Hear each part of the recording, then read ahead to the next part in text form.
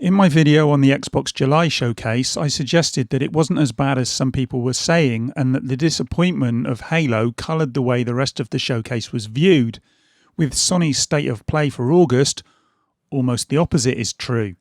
The fact is that most of the show was pretty much something and nothing, with a lot of time given over to the PlayStation 4 and PlayStation VR, when all people really wanted to hear about was the PlayStation 5. Where Halo disappointed, Godfall looked pretty spectacular, and it was a good way to end the show, but there wasn't much else to write home about. They started the show with Crash Bandicoot, and the biggest selling point with the game seems to be that it won't have microtransactions, or MTX as they called it. Great, but should that really be a selling point? And forgive me for being cynical, but weren't we told that Crash Team Racing wasn't going to have microtransactions either? And then guess what?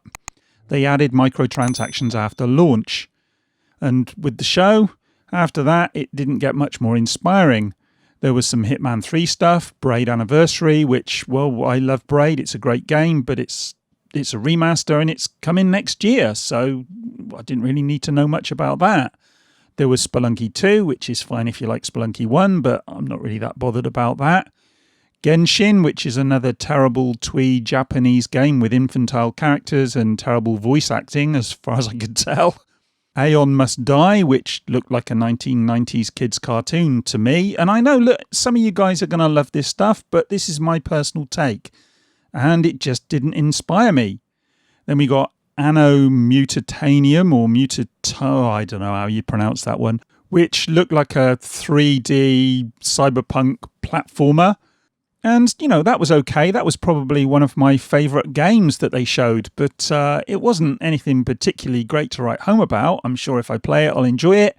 Then we had Vader Immortal for PlayStation VR, which is out in August. Okay, I don't play much PlayStation VR. I have PlayStation VR, but until they have cableless VR, I can't get into it. I don't really want to look like the Predator walking around with a load of stuff hanging down my neck. Then we had an update for Remedy's Control called Ore, which also comes out in August. Now, Control is a fantastic game, and I would urge anyone to go out and play it. And frankly, I can't wait to play the DLC. I haven't played the first DLC yet, but it's a cross-platform title, and we already knew about the DLC, so yeah. What was the point of that? Then we got something called Auto Chess. Yeah, whatever. And an interesting game for PlayStation 4 called The Pedestrian, which is coming in January. Again, it's a PlayStation 4 game though. And, you know, I genuinely did think it looked like an interesting game with an interesting art style. But again, it's a small game for PlayStation 4. So no great shakes there. Even though, personally, I think I'm going to enjoy playing this one and it does look good. The only other game that really interested me, though, was Hood, Outlaws and Legends. But that's a cross-platform game. It's coming to Series X and PC. And frankly, it seems like a bit of a wasted opportunity because it's another online PvPvE game. And I'm not really into those games. Give me a Robin Hood-style game that has a story. You know, let me get my teeth into something like that. Then I'll be interested. But this, I don't know, it looked good, but it's not really for me, I don't think.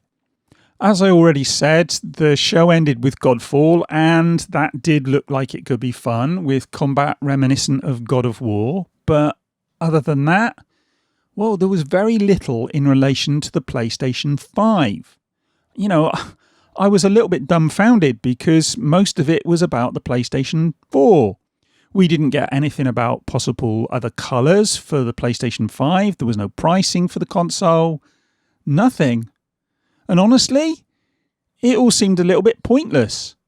You know, I have to say it was possibly worse than the Xbox July showcase. Because with the Xbox July showcase, there was the disappointment of Halo. But the rest of it, okay, there wasn't a lot of gameplay. But the rest of it did show games that are coming to the Xbox Series X. This didn't show much that was coming to the PlayStation 5 other than, as I say, Godfall. I think I said this on Twitter, but at this point, I'm starting to think that Sony and Microsoft are competing to see who can bore us the most with their presentations, because they're dull.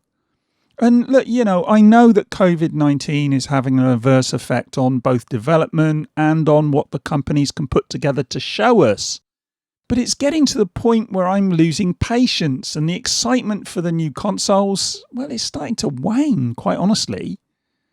So look, please, Sony, Microsoft, if you haven't got anything to show us, or you haven't got much to show us, either don't bother or wait until you can put something together that has a little bit of substance to it.